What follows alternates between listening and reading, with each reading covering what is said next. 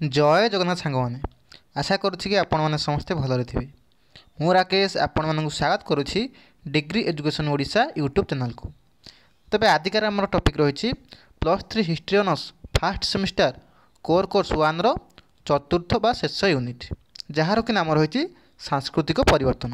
तेबे आजिकार ही क्लास रे यूनिट रे इम्पोर्टाट रो 10टी 3 मार्क क्वेश्चन को आम भल भाव में डिस्कसन करवा। जदि आपको यह क्लास भल लगुए तेज निहाती भाव क्लास गोटे लाइक करेंगे और निश्चित भाव में चैनल को सब्सक्राइब करेंगे। तो प्रथम क्वेश्चन देखा कौन देती ना वैदिक जुगर सभा और समिति संपर्क में आमको आलोचना करने कही। तेज यार सठिक उत्तर कौन रही ना राज्यर वयोज्येष्ठ बा राज्यर वरिष्ठ व्यक्ति मानक नहीं सभा गठित होता। सभार मुख्य को सभापति बोली कहुला। सभारे धनी ज्ञानी और चिंताशील व्यक्ति माने योगदान करिपारुथिले। स्थानीय नियम प्रणयन एवं पालन आदि क्षेत्र में यह राजा को सुचिंतित परामर्श मध्य प्रदान करुला। समिति थिला एक जातीय सभा। एथिरे पुरुष और नारी सदस्य रही पारुथिले। समस्त जातीय समस्या समिति रे मुक्त भाव आलोचित हेउथिला बा आलोचना करा जाउथिला। युद्ध राज्य रक्षा और शांति प्रतिष्ठा पाई समितिर मतामत थिला एकांत भाव आवश्यक।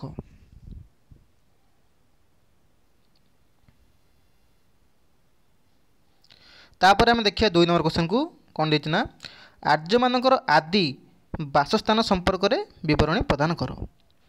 तेज सठिक उत्तर कौन रही ना आर्य मानकर आदि बा प्रारंभिक बासस्थान संपर्क में विशेष ऐतिहासिक तथ्य मिले ना। ऐतिहासिक मैक्स मुलार मतरे मध्य एशिया अंचल आर्य मानकर एक शाखा दक्षिण दिग को यात्रा करी पारस्य और भारत मध्य को प्रवेश करथिले। अन्य केतेक मतरे कृष्ण सागर उत्तर तीरवर्ती स्थान मध्य और पश्चिम जर्मनी ऑस्ट्रिया हंगेरी बोहेमिया अंचल किंबा पामिर अंचल आर्य मानकर आदि बा प्रारंभिक बासस्थान थिला। मात्र सब दृष्टि आधुनिक ऐतिहासिक माने केंद्र एशिया आर्य मानकर बासस्थान बोली मत प्रदान करथिले।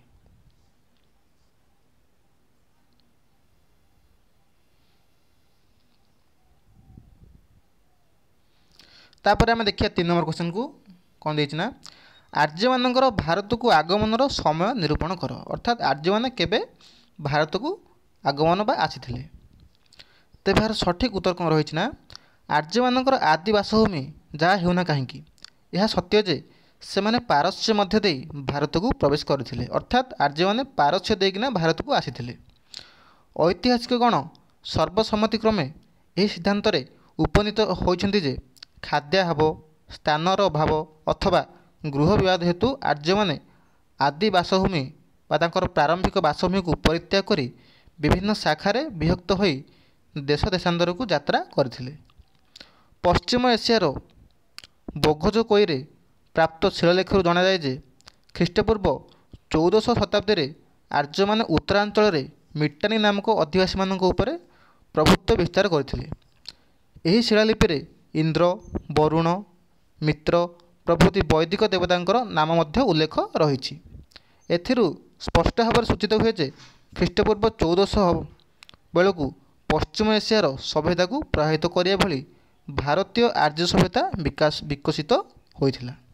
तेणु आर्य माने ख्रीष्टपूर्व 1400 बहु पूर्वर भारत में प्रवेश करथिले। सेमाने ख्रीष्टपूर्व 2000 ख्रीष्टपूर्व 1500 मध्य भारत को आसियार अनुमान करा जाय थाए।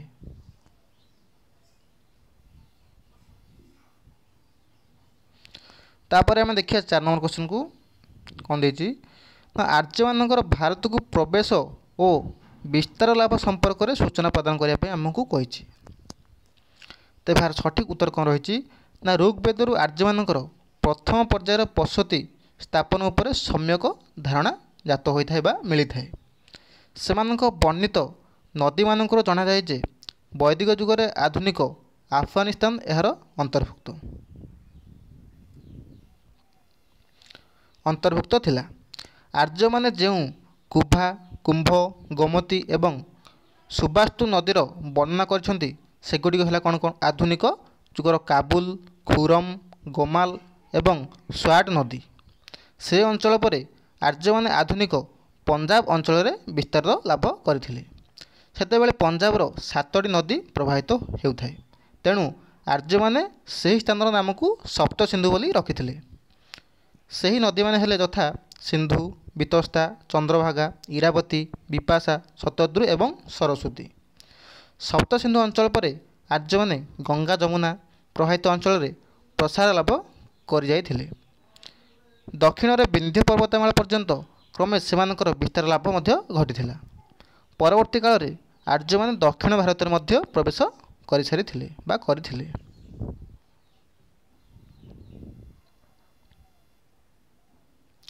ତାପରେ ଆମେ ଦେଖିବା 5 ନମ୍ବର କ୍ୱେଶ୍ଚନକୁ କ'ଣ ଦେଇଛି ନା ଆଦି ବୈଦିକ ଯୁଗର ଶିକ୍ଷା ସମ୍ବନ୍ଧରେ ଆମକୁ ବର୍ଣ୍ଣନା କରିବା ପାଇଁ କହିଛି।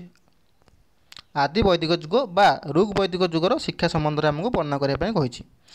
ତେବେ ଏହାର ସଠିକ୍ ଉତ୍ତର କ'ଣ ରହିଛି ନା ଏକ ସଂସ୍କୃତି ସମ୍ପନ୍ନ ଜାତି ହୋଇଥିବାରୁ ଆର୍ଯ୍ୟମାନେ ଶିକ୍ଷା ପ୍ରତି ଯଥେଷ୍ଟ ଗୁରୁତ୍ୱ ପ୍ରଦାନ କରୁଥିଲେ। ଶିକ୍ଷା ବ୍ୟବସ୍ଥାର ମୁଖ୍ୟ ଥିଲା ଗୁରୁକୁଳ ଆଶ୍ରମ ପଦ୍ଧତି। ଶିକ୍ଷା ବ୍ୟବସ୍ଥାର ମୁଖ୍ୟ କ'ଣ ଥିଲା ନା ଆମର ଗୁରୁକୁଳ ଆଶ୍ରମ ପଦ୍ଧତି, ଯେଉଁଠାରେ ପ୍ରତ୍ୟେକ ଛାତ୍ର ଉପନୟନ ପରେ ଶିକ୍ଷା ଲାଭ କରୁଥିଲେ। ଏହି ଗୁରୁକୁଳ ଥିଲା ଶିକ୍ଷକ ବା ଆଚାର୍ଯ୍ୟଙ୍କର ବାସସ୍ଥଳୀ। ବୈଦିକ ଶିକ୍ଷାର ମୂଳ ଲକ୍ଷ୍ୟ ଥିଲା କ'ଣ ନା ଆମର ଚରିତ୍ର ଗଠନ। ବୈଦିକ ଶିକ୍ଷାର ମୂଳ ଲକ୍ଷ୍ୟ କ'ଣ ଥିଲା ନା ଚରିତ୍ର ଗଠନ। ସେଥିପାଇଁ ସରଳ କଥା, ମହତ ଜୀବନଯାପନ ପାଇଁ ଛାତ୍ରମାନଙ୍କୁ ଦର୍ଶନ, ଧର୍ମ, ନୀତିଶିକ୍ଷା, କୃଷି, ଯୁଦ୍ଧବିଦ୍ୟା ପ୍ରଭୃତି ବିଭିନ୍ନ ବିଭାଗରେ ଶିକ୍ଷା ଦାନ କରାଯାଉଥିଲା ବା ପ୍ରଦାନ କରାଯାଉଥିଲା। ଶିକ୍ଷା ଥିଲା ଜ୍ଞାନକୈନ୍ଦ୍ରିକ।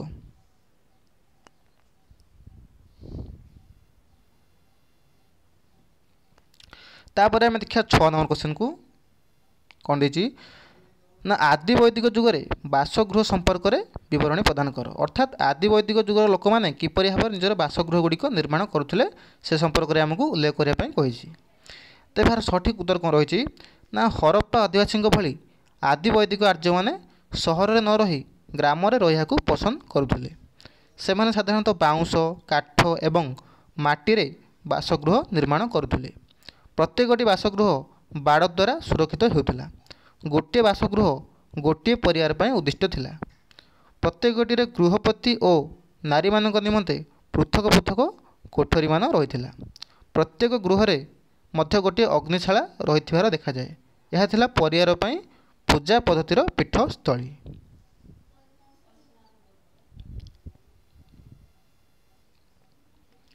ତାପରେ ଆମେ ଦେଖିବା 7 ନମ୍ବର କ୍ୱେଶ୍ଚନକୁ କ'ଣ ଦେଇଛି ନା ଆଦି ବୈଦିକ ଯୁଗରେ ନାରୀର ସ୍ଥାନ କିପରି ଥିଲା ସେ ସମ୍ପର୍କରେ ଆମକୁ ଉଲ୍ଲେଖ କରିବା ପାଇଁ କହିଛି। ତେବେ ଏହାର ସଠିକ୍ ଉତ୍ତର କ'ଣ ରହିଛି ନା ଆଦି ବୈଦିକ ଯୁଗରେ ନାରୀମାନଙ୍କର ସ୍ଥାନ ଥିଲା ଖୁବ୍ ଉଚ୍ଚରେ ବା ଉନ୍ନତ ସ୍ତରରେ ସେମାନେ ଥିଲେ। ନାରୀର ଅନ୍ତର୍ନିହିତ ପ୍ରତିଭାର ବିକାଶ ପାଇଁ ସମାଜ ସେମାନଙ୍କୁ ସବୁ ପ୍ରକାରର ସୁବିଧା ସୁଯୋଗ ଦେଉଥିଲା ବା ପ୍ରଦାନ କରୁଥିଲା। ବିବାହ ଏବଂ ପତି ନିର୍ବାଚନ ସେମାନଙ୍କର ଇଚ୍ଛାଗତ ସ୍ୱାଧୀନତା ଉପରେ ନିର୍ଭର କରୁଥିଲା। ପୁରୁଷମାନଙ୍କ ସହ ସେମାନେ ବିଭିନ୍ନ ପ୍ରକାର ସଭା, ସମିତି, ଯଜ୍ଞ, ଉତ୍ସବ ଆଦିରେ ଅଂଶଗ୍ରହଣ ମଧ୍ୟ କରିପାରୁଥିଲେ।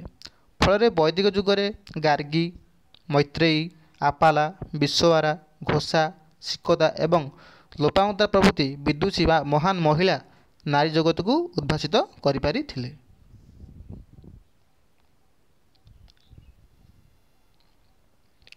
ତାପରେ ଆମେ ଦେଖିବା 8 ନମ୍ବର କ୍ୱେଶ୍ଚନକୁ କ'ଣ ଦେଇଛି ନା ଆଦି ବୈଦିକ ଯୁଗର ଆର୍ଯ୍ୟମାନଙ୍କର ଅବସର ବିନୋଦନ ବିଷୟରେ ଲେଖ। ଅର୍ଥାତ୍ ଆଦି ବୈଦିକ ଯୁଗରେ ଆର୍ଯ୍ୟମାନେ କିପରି ଭାବରେ ନିଜର ସମୟକୁ ଅତିବାହିତ କରୁଥିଲେ। ତେବେ ଏହାର ସଠିକ୍ ଉତ୍ତର କ'ଣ ରହିଛି ନା ଆଦି ବୈଦିକର ଆର୍ଯ୍ୟମାନେ ଅବସର ବିନୋଦନ ପାଇଁ ଅନେକ ପ୍ରକାରର ଲଘୁ ଆମୋଦର ଆୟୋଜନ କରୁଥିଲେ। ଆର୍ଯ୍ୟମାନେ ସାଧାରଣତଃ ଅଶ୍ୱଚାଳନା, ରଥଚାଳନା, ଶିକାର, ପଶା ଖେଳ, ନୌବିହାର, ମଲ୍ଲଯୁଦ୍ଧ, ବଂଶୀବାଦନ ଏବଂ ବିଭିନ୍ନ ପ୍ରକାର ଖେଳ ବା କ୍ରୀଡ଼ା ପ୍ରତିଯୋଗିତା ଦ୍ୱାରା ଚିତ୍ତ ବିନୋଦନ କରୁଥିଲେ। ଠିକ୍ ସେହିପରି ନାରୀମାନେ ମଧ୍ୟ ସଙ୍ଗୀତ ତଥା ନୃତ୍ୟ ପ୍ରଭୃତି ଆସରରେ ଯୋଗଦାନ କରୁଥିଲେ।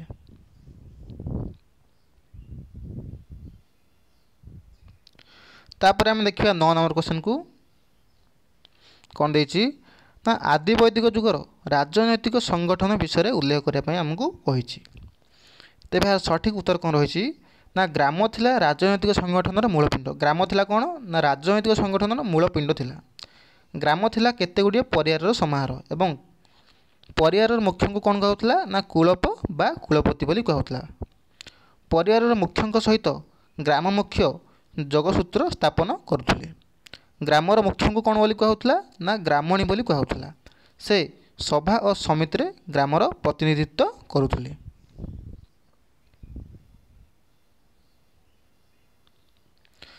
ठीक सेहीपरि केतेगुड़े ग्राम को नहीं गोटे 20 गठित होता। केतेगुड़े ग्राम को नहीं गोटे 20 गठित होता। 20 पति थे यार मुख्य, अर्थात 20 मुख्य किए थे ना 20 पति थे। केतेगुड़े 20 को नहीं गोटे जन गठित होता। केतेगुड़े 20 को नहीं गोटे जन गठित होता। गोप थे यही नगर मुख्य। केतेगुड़े जन को नहीं एक बृहत राष्ट्र गठित होता। यह कौन कहला ना जनपद बोली कहला। राजन राजन बा राजा होउचंती जनपदर मुख्य एवं शासनकर्ता। तापर हम देखिए 10 नंबर क्वेश्चन बा शेष क्वेश्चन को देखिबा कोन देजी ना आदि वैदिक जुग रे सभा और समितिर भूमिका विषय हमको वर्णना करिया पई कहिछि। तेबे यार सठिक उत्तर कोन रहिछि राजा को शासन संबंधी परामर्श देया पई सभा और समिति नाम रे दुईटी संसद बा अनुष्ठान रहिथिला। अर्थात यही आमर सभा समिति नामक दुईटी अनुष्ठान राजा को विभिन्न प्रकार उपदेश प्रदान करुले। समाजर वयोज्येष्ठ नेतृस्थानीय और धनिक व्यक्ति सभार सदस्य हो पारुले। यही संसद राजा को उच्च कार्य परिचालन में साहाय्य करुला। समिति थिला अपेक्षाकृत सभा ठारू बड़। साधारणतः ग्राम बा दलर लोक प्रतिनिधि द्वारा समिति गठित होइथिला। युद्ध और शांति रक्षा निर्वाचन आदि निष्पत्ति यही समिति ग्रहण करुला। धन्यवाद सांग मैंने। आशा करुच्ची कि आपको यह क्लासटी निहाती भाव भल लगी। जदि आपको यह क्लासटी भल लगी तेज निहाती भाव क्लासटी गोटे लाइक करेंगे और निश्चित भाव चैनल को सब्सक्राइब करेंगे।